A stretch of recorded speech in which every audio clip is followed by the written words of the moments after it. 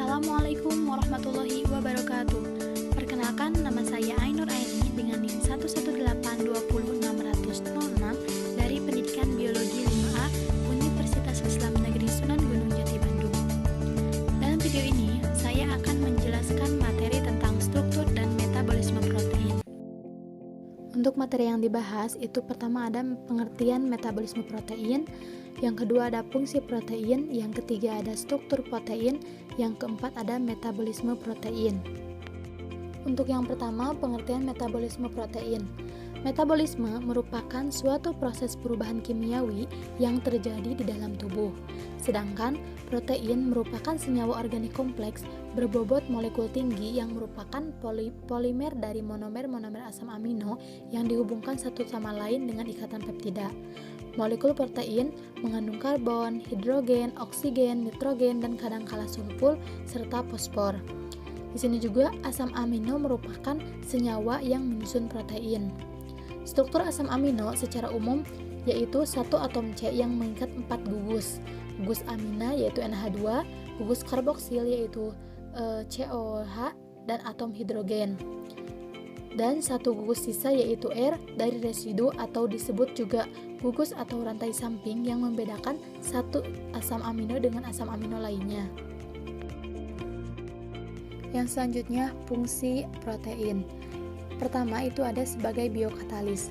Enzim merupakan katalis biologi utama dalam semua sistem kehidupan, bahkan hingga yang terkecil seperti virus. Yang kedua, sebagai pengangkut. Hemoglobin merupakan contoh protein yang berfungsi sebagai pengangkut. Oksigen dan karbon dioksida dalam darah diangkut dalam bentuk oksihemoglobin dan karboksihemoglobin. Begitu pula lipoprotein plasma yang bertanggung jawab mengangkut lipida dalam darah. Yang ketiga, sebagai reseptor.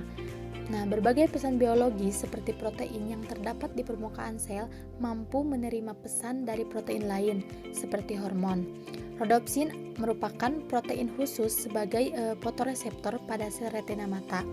Yang keempat, sebagai pembawa pesan. Nah, di sini itu hormon merupakan salah satu contohnya. Banyak hormon yang berfungsi sebagai pembawa pesan biokimia yang strukturnya berupa protein seperti insulin dan hormon pertumbuhan. Yang kelima itu sebagai pembangun atau struktural, yang merupakan protein dengan peran khusus sebagai pembangun jaringan. Kolagen dan elastin merupakan contoh yang membentuk jaringan ikat, bahkan tulang pun dibangun oleh protein yang berinteraksi dengan mineral. Yang keenam, sebagai pelindung. Contohnya itu protein yang terdapat di salipa dan lendir-lendir tubuh yang terdapat dalam saluran cerna, saluran pernapasan, saluran urin, dan endometrium rahim. Yang ketujuh, sebagai pertahanan tubuh.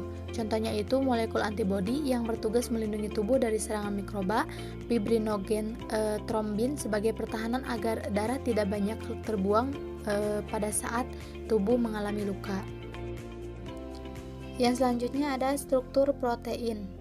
Di sini ada 4. Yang pertama ada struktur primer, yang kedua ada struktur sekunder, yang ketiga ada struktur tersier, dan yang keempat ada struktur kuaterner. Untuk yang pertama ada struktur primer. Struktur primer protein merupakan urutan linear asam amino yang disatukan oleh ikatan peptida yang mencakup lokasi setiap ikatan di subsida dan tidak terjadi percabangan rantai. Struktur ini terdiri atas satu rantai protein yang asam amino penyusunnya tidak membentuk ikatan. Yang kedua adalah struktur sekunder. Rantai protein dapat membentuk struktur helix, paralel, dan antiparalel dengan membentuk ikatan hidrogen antar asam amino pembentuknya. Nah, di sini sudah 3 gambar. Gambar A itu merupakan gambar helix, yang gambar 2 yaitu merupakan gambar paralel, dan yang gambar C itu merupakan antiparalel. Jika rantai polipeptida membentuk ikatan dari N terminus ke arah C terminus dinamakan dengan paralel, sedangkan arah sebaliknya dinamakan dengan antiparalel. Yang ketiga yaitu struktur tersier. Struktur ini merupakan campuran dari struktur sekunder yang menyusun satu rantai polipeptida. Lokasi dan arah serta sudut jenis struktur sekunder tergantung pada jenis residu asam amino yang menyusun polipeptida tersebut. Ikatan yang membentuk struktur tersier adalah ikatan hidrogen, interaksi hidrofobik, jembatan disulfida, dan ikatan ionik. Yang keempat yaitu struktur kuaterner. Protein dengan 2 atau lebih rantai polipeptida yang terikat oleh kekuatan non-kovalen akan memperlihatkan struktur kovalen. Dalam protein multimerik, masing-masing rantai polipeptida disebut protomer atau subunit. Subunit disatukan oleh jenis interaksi kovalen yaitu interaksi elektrostatik dan hidrofobik serta ikatan hidrogen. Struktur ini terdiri atas 2 atau lebih protein yang memiliki struktur tersier. Untuk materi selanjutnya yaitu metabolisme protein. Metabolisme protein merupakan proses biokimia yang mampu mensintesis dan memecah protein menjadi asam amino melalui proses anabolisme dan katabolisme. Secara umum, metabolisme protein dimulai dari protein dalam makanan akan mengalami proses pencernaan hingga akhirnya berbentuk asam amino yang akan diserap usus. Asam amino yang akan dibawa melalui peredaran darah menuju ke hati untuk mengalami proses metabolisme, yaitu katabolisme asam amino yang terjadi melalui transaminasi dan deaminasi.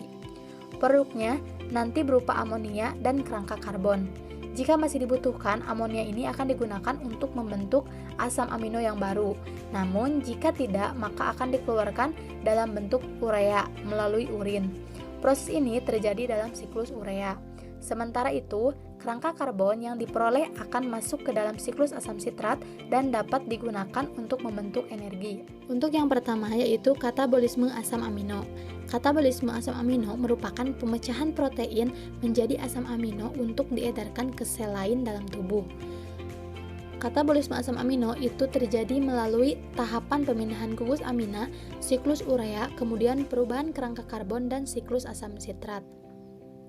Jadi, katabolisme asam amino ini akan melewati 2 jalur siklus, yaitu siklus urea dan siklus asam sitrat. Dalam pemindahan gugus amina, itu akan terjadi yang namanya transaminasi dan deaminasi. Kalau kita lihat di sini, gugus amina yang dilepaskan dari asam amino akan masuk ke dalam siklus urea.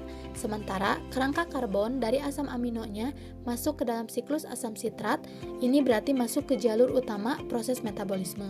Selanjutnya ada pemindahan gugus amino. Di sini ada transaminasi dan deaminasi. Reaksi transaminasi itu tujuannya memindahkan gugus amina, yaitu NH2 dari asam amino ke alpha ketoglutarat. Alpha ketoglutarat karena menerima gugus amina maka akan berubah menjadi glutamat. Sementara asam amino yang pertama karena gugus aminanya hilang maka dia akan menjadi asam alpha ketoglutarat. Ada 4 enzim yang berperan di sini. Yang pertama ada alanin, aspartat, leusin dan tirosin transaminase. Nah, kemudian dari transaminasi produk yang dihasilkan yaitu L-glutamat. Glutamat ini akan mengalami proses deaminasi. Mengapa dalam transaminasi yang dibentuk itu glutamat? Karena glutamat ini satu-satunya asam amino yang bisa dilepaskan gugus aminanya. Ketika glutamat mengalami deaminasi oksidatif, ini maka akan mengalami ion NH+, ion NH4+, ada juga alpha ketoglutarat, NADPH dan H+. Alpha ketoglutaratnya itu nanti bisa digunakan lagi untuk proses transaminasi. Kemudian, enzim yang mengkatalis reaksi deaminasi adalah N-glutamat dehidrogenase yang ada di dalam matriks mitokondria. Ion NH+ yang dihasilkan ini akan masuk ke dalam siklus urea untuk dapat dikeluarkan dari dalam tubuh. Mengapa amonia ini harus dikeluarkan dari dalam tubuh? Karena amonia ini sifatnya adalah racun bagi tubuh. Yang kedua itu ada siklus urea. Ini gambaran umum dari siklus urea. Secara keseluruhan, mulai dari awal glutamat masuk ke dalam mitokondria yang berwarna abu-abu, itu adalah daerah mitokondria. Ini posisinya itu ada di dalam sel hati. Produk akhirnya yaitu berupa urea, dia berada di sitosol. Reaksi NH4+ yang dihasilkan dari diaminasi akan diubah menjadi karbomoil fosfat dan mengikuti siklus urea sehingga terbentuk urea yang siap dikeluarkan dalam urin. Ada beberapa hewan yang mengeluarkan amonia atau aminonya yaitu dalam bentuk yang lain. Kalau pada vertebrata termasuk juga mamalia itu mengeluarkannya dalam bentuk urea. Tapi kalau misalkan pada ikan, mereka mengeluarkan dalam bentuk amonia langsung. Sedangkan pada apes atau burung-burung dan mereka mengeluarkan dalam bentuk asam urat. Untuk yang selanjutnya ada perubahan kerangka karbon dan siklus asam sitrat. Untuk kerangka karbon dari asam amino akan mengikuti jalur ke siklus asam sitrat. Nah, untuk masuk ke dalam siklus asam sitrat itu terdapat beberapa jalur yang bisa ditempuh. Asam-asam amino tersebut akan diubah menjadi senyawa-senyawa antara dari siklus asam sitrat. Bisa dilihat gambaran umum dari proses perubahan kerangka karbonnya. Sebagai contoh misalnya asam amino lisin, leusin, fenilalanin, triptofan dan tirosin yang ada di bagian atas. Nanti untuk bisa masuk ke dalam siklus asam sitrat, kerangka karbonnya harus diubah dulu menjadi asetoasetil-CoA. Selanjutnya baru diubah menjadi asetil koenzim A. Baru bisa masuk ke siklus asam sitrat. Demikian juga untuk asam amino yang lainnya. Yang selanjutnya yaitu anabolisme asam amino. Anabolisme asam amino merupakan pembentukan ikatan peptida antara asam amino untuk menghasilkan protein. Anabolisme asam amino, di sini kan anabolisme itu berarti berbicara mengenai sintesis.